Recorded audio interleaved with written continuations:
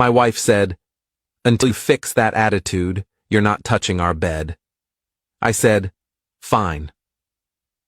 A month later, she discovered I'd built myself a king-sized fortress in the basement. I'm Owen, 29, and I'm currently sleeping in the most comfortable bed I've ever owned while my wife of 4 years loses her mind upstairs. This whole situation is ridiculous, but here we are. Let me back up. My wife Jessica and I have been together since college. She's a project manager at a tech company. I'm a software engineer working remote. We bought our house 2 years ago, a 3-bedroom colonial with a finished basement that we'd been using mostly for storage and my weight equipment. The problem started around March. Jessica got promoted to senior project manager, which came with more stress and longer hours. I was happy for her, genuinely, but the promotion changed something. She started coming home exhausted and irritable, and somehow everything I did became wrong. I'd do the dishes, but not the way she wanted. I'd fold laundry, but not her method. I'd cook dinner, but it wasn't what she was craving. Every conversation became a minefield. I tried to be understanding. New job stress, I get it. I gave her space, picked up extra housework, tried to be supportive. Then came April 23rd. I remember the date because it was a Tuesday, and Tuesdays we usually ordered Thai food and watched whatever show we were binge-watching.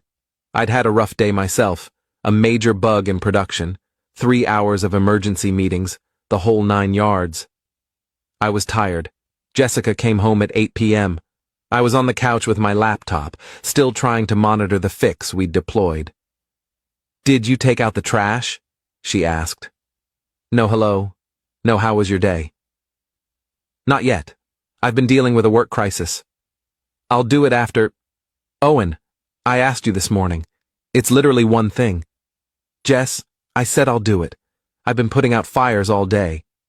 "Oh, so your job is more important than helping around the house?" I closed my laptop. "That's not what I said. I had an emergency. I'll take out the trash right now." "Don't bother. I'll do it myself, like I do everything else." "That's not fair. I do plenty around here." She laughed. Actually laughed. "You do the bare minimum and act like you deserve a medal." "Jessica, what is going on with you? You've been like this for weeks." "Maybe I'm tired of living with someone who has the attitude of a lazy teenager." "Lazy? I work full-time, I cook half the meals, I do my share." "Your share?" "Owen, I make more money than you now. I work harder than you, and I still come home to a messy house and a husband who can't be bothered to take out the trash." That stung. The money comment especially. I made good money, $95,000 a year, but her promotion had bumped her to $130,000. It had never been an issue before, or so I thought. "So that's what this is about? You make more money now, so I'm beneath you?" "That's not what I said. It's what you implied." We argued for another 20 minutes. It was ugly. Finally, she said, "You know what? Until you fix that attitude, you're not touching our bed. Sleep on the couch." I stared at her. "You're kicking me out of our bedroom? I need space from you, and maybe sleeping on the couch will give you some perspective on how you contribute to this household." "Fine," I said. "Fine?" "Yeah, fine." I grabbed my pillow and went to the couch. She looked almost surprised that I didn't fight harder, but I was done arguing. I had work in the morning and I was exhausted. That first night on the couch was miserable. It's a nice couch, but I'm 6 feet 1 inch and it's not made for sleeping. I woke up with a stiff neck and my back screaming. Jessica came downstairs the next morning, saw me stretching out the kinks and didn't say a word, just made her coffee and left for work. The second night was worse. The third night, I started thinking about the basement. Update 1. Here's the thing about our basement. It's fully finished. The previous owners had done it right. Drywall, carpet, recessed lighting, its own bathroom. We'd just never used it for anything except storage and my home gym setup in one corner. On day 4 of couch exile, I went down there and really looked at the space. It was huge, easily 600 square feet. And suddenly, I had an idea. If Jessica wanted me out of our bed, fine. But I wasn't going to destroy my back on the couch. I was going to build myself something better. I started researching that night. I had Friday off for a dental appointment that got canceled, so I had a 3-day weekend. Perfect timing. Saturday morning, Jessica left for a yoga class and brunch with her friends. The moment she was gone, I was out the door. I hit IKEA first, then Bed Bath & Beyond, then came home and got to work. I spent the entire weekend transforming that basement. Moved all the storage boxes to one side, organized my gym area, and created an actual bedroom space. King-sized bed, the real expensive mattress I'd wanted when we bought our house, but Jessica said was too much.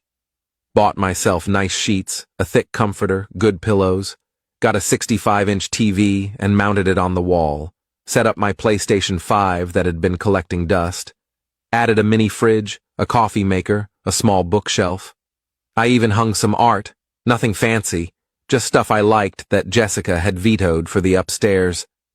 Gaming posters, a map of Middle-earth, some band prints. By Sunday night, I had a legitimate bachelor pad in my own basement. Jessica barely noticed the weekend project. She was busy with her own stuff, and I'd been careful to clean up and take all the boxes and packaging to the dump. When she asked what I'd been doing, I just said, organizing the basement. Monday night, I slept in my new bed for the first time. It was glorious. The mattress was perfect. The room was cool and dark. The space was mine. I woke up Tuesday morning feeling actually rested for the first time in a week. Jessica noticed I seemed in a better mood. "Couch finally comfortable?" she asked, not quite sarcastic, but almost. "Something like that," I said. This went on for 3 weeks. I'd come home from work, make myself dinner, or order in, and disappear to the basement. I'd work out, play games, watch movies, sleep like a baby in my amazing bed. Meanwhile, Jessica was upstairs doing whatever she did. We barely spoke. We'd see each other in the morning, maybe exchange 5 words, and that was it. If she thought this punishment was hurting me, she was wrong. I was thriving. Update 2. The discovery happened on a Wednesday, almost exactly a month after the original fight. I was in the basement, on my bed, playing Elden Ring with my headphones on. I didn't hear Jessica come down the stairs. I only realized she was there when she appeared in my peripheral vision. I paused the game and took off my headphones. "What is this?" she asked, looking around. "My bedroom," I said simply. "You built a bedroom? In the basement? You said I couldn't touch our bed. You didn't say I couldn't buy my own."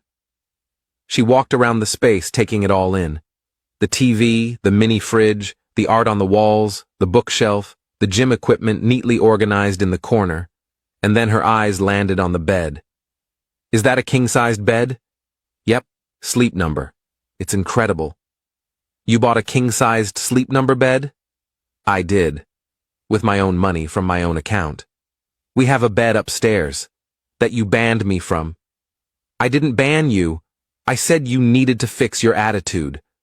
"Right, and I decided my attitude was fine, so I made other arrangements." She looked genuinely shocked. "You've been sleeping down here for a month?" "Almost a month, yeah. Best sleep I've gotten in years, honestly." "Owen, this is insane." "What's insane about it?" "You wanted space. I gave you space. You wanted me out of the bedroom. I got out of the bedroom. I solved the problem.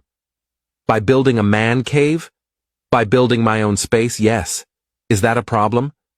She didn't answer right away. She was still looking around, and I could see the wheels turning. This wasn't what she'd expected. She'd expected me to grovel and apologize and beg to come back to the bedroom. Instead, I'd made myself completely comfortable without her. "How much did all this cost?" she finally asked. "About $4,500, give or take." $4,000! My money, Jess. From my account. We're supposed to discuss large purchases. Like you discussed kicking me out of our bedroom? Like you discussed changing the entire dynamic of our marriage? That's different. How? She couldn't answer that. She just stood there, and I could see she was angry but also confused. This wasn't going the way she'd planned. "This is ridiculous," she finally said. "You're being childish." "I'm being practical. You wanted me gone, I'm gone. But I'm not going to wreck my back on the couch to make some point."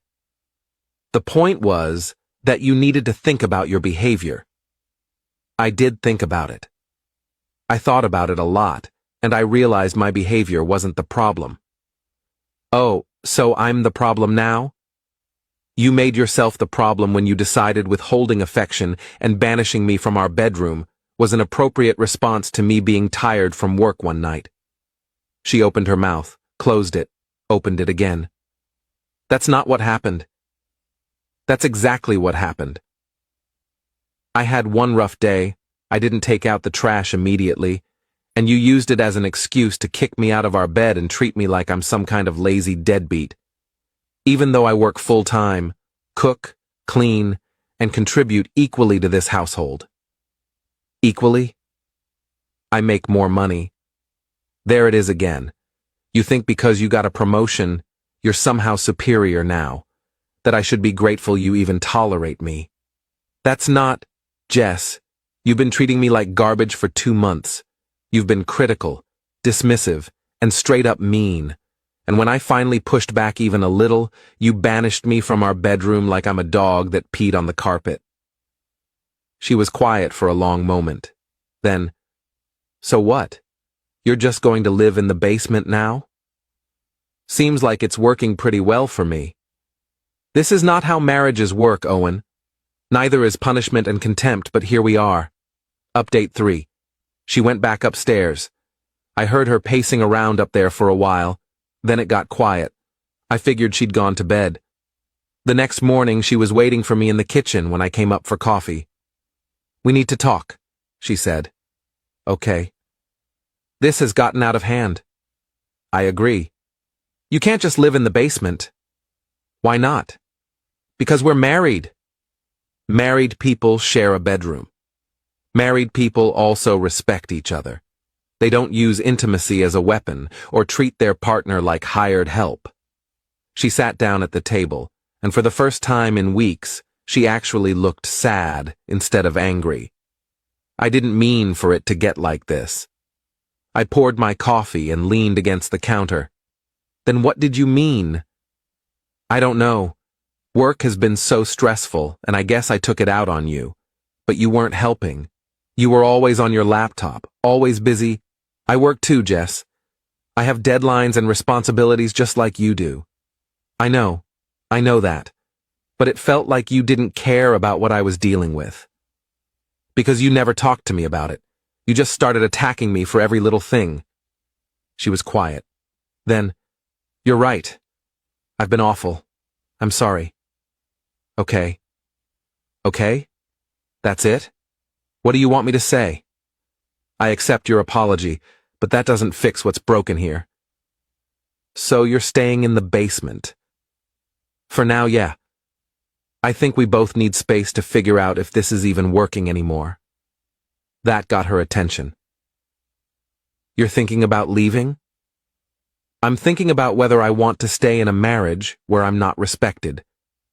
Where the moment things get stressful, I become the target for all your frustration. Owen, I love you, or at least, I love who you used to be. But the person you've become over the past 2 months, I don't even recognize her." She started crying. I felt bad, but I also felt relieved, like I'd finally said what needed to be said. Final update. It's been 6 weeks since the basement discovery. We're in marriage counseling now, twice a week, every Tuesday and Thursday evening. It's helping, I think. Jessica's been working on her stress management and communication. I've been working on being more assertive when I feel disrespected. I'm still sleeping in the basement, but it's not permanent. Our therapist suggested we maintain separate spaces until we rebuild trust and establish better communication patterns. Jessica wasn't thrilled about it, but she agreed. The weird thing is, our relationship has actually improved. Without the forced intimacy, we're talking more. We have dinner together a few times a week. We went on a date last Saturday. First time in months. It was nice. Felt like dating again, in a good way. Jessica's been making genuine efforts. She apologizes when she's snippy. She asks about my day and actually listens. She started seeing a therapist individually too, working through some control issues that apparently stem from childhood stuff. I'm cautiously optimistic. We're not fixed, not even close. But we're trying, and that's something. The basement bedroom is staying regardless of what happens with us. Even if we get back to sharing the upstairs bedroom, I'm keeping my space. It's taught me something important, that I need my own territory, my own retreat. And if Jessica respects me the way she should, she'll understand that. Edit 1. Some people are asking if the separate bedrooms thing is sustainable long-term. Honestly, I don't know. Our therapist says it's fine as a temporary measure while we work through things. Maybe we'll eventually go back to sharing a room. Maybe we'll become one of those couples with separate bedrooms, and that works for us. I'm taking it 1 week at a time. Edit 2. The bed really is incredible. Sleep number I8, if anyone's curious. Worth every penny. I'm never sleeping on a regular mattress again. Edit 3. For everyone saying I should have just left instead of building the basement room, maybe. But I wanted to give the marriage a real shot at fixing itself before I made any permanent decisions. The basement gave me the space to think clearly about what I actually wanted, and it forced Jessica to see that her behavior had real consequences. Sometimes the nuclear option isn't divorce. Sometimes it's just a really nice bed in the basement.